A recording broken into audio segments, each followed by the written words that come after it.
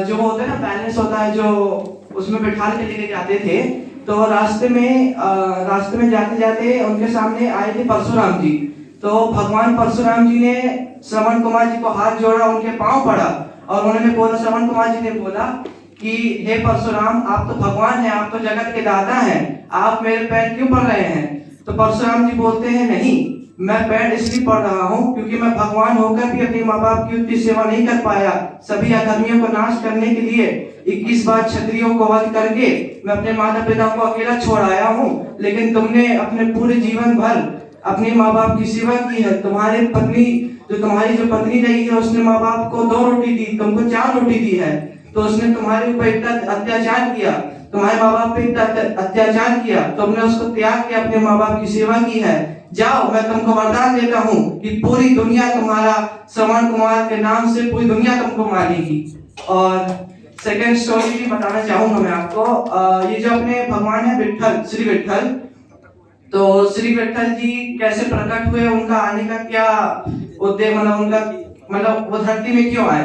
तो अपने जो विठल भगवान जी जो थे, तो उनका एक भक्त रहा है पुंडलीक। तो ये जो पुंडलीक रहे हैं, तो अपने माँ बाप को पहले ज्यादा भक्ति नहीं करते थे, लेकिन फिर क्या हुआ, उन्होंने अपनी बीवी को जो रही है, तो बीवी को जाना चाहते थे। तो एक दिन क्या हुआ, उनकी बीवी जो रही है, तो वो जा रहे थे वन में कहीं जा रहे थे, मतलब घूमने जा रहे थे। तो माता पिता भी जा रहे थे, लेकिन माता पिता बेचारे दोनों उनके माता पिता बेचारे कमजोर थे, मतलब उनका शरीर कमजोर हो गया था। तो अपने जो पुंडलीक जी थे, तो उन्होंने अपनी पत्नी से कहा, सुनो, मैं अपने माता पिता को ऐसे दुखी नहीं देखना चाहता हूँ, चलो अपन लोग उनके लिए कुछ फल लेके आते हैं। तो उनकी बीवी सोची कि चलो हम लोग वन में चलते हैं और मैं पुंडलीक को मैं वहीं चले आएंगे, ये माँ बाप को इसके माँ बाप को यहीं खोने देंगे, ये भटकते रहेंगे ऐसे ही। तो पुंडलीक नहीं जानता था कि ऐसा करेगी। तो क्या हुआ, फिर जब वो लोग गए हैं वन में, तो वहां पे एक शेर मिल गया। तो शेर आया उनके पास। शेर जो रहा है, तो भगवान मतलब भगवान रूप में शेर बन के आए थे, ताकि वो अपनी पत्नी से बिछड़ जाए। तो पत्नी वहां बिछड़ गई, पर पत्नी को शेर ने इतना डराया कि वो पत्नी भाग के उसको अकेले छोड़ के चली गई। तो पुंडलीक बेचारा अकेला हो गया। तो अपने माँ बाप को रास्ते में ढूंढ के गया, तो भगवान ने उसको एक मार्ग दिया।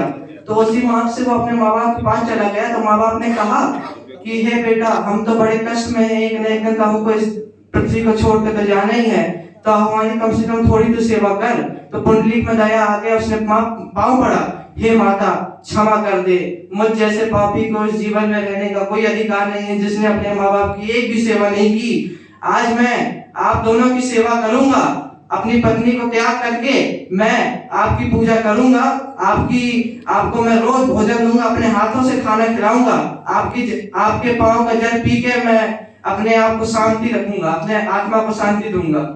तो इसलिए जब विठल भगवान जी प्रकट हुए, उसकी परीक्षा लेने आए थे कि माता पिता की भक्ति कैसे कर रहा है।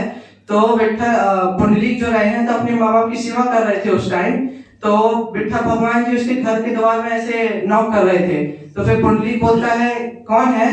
तो पुंडलीक विठल भगवान जी दरवाजे के वहां प्रकट हो गए और बोलते हैं, मैं खड़ा हूँ, मैं भिक्षा मांगने आया हूँ तुमसे।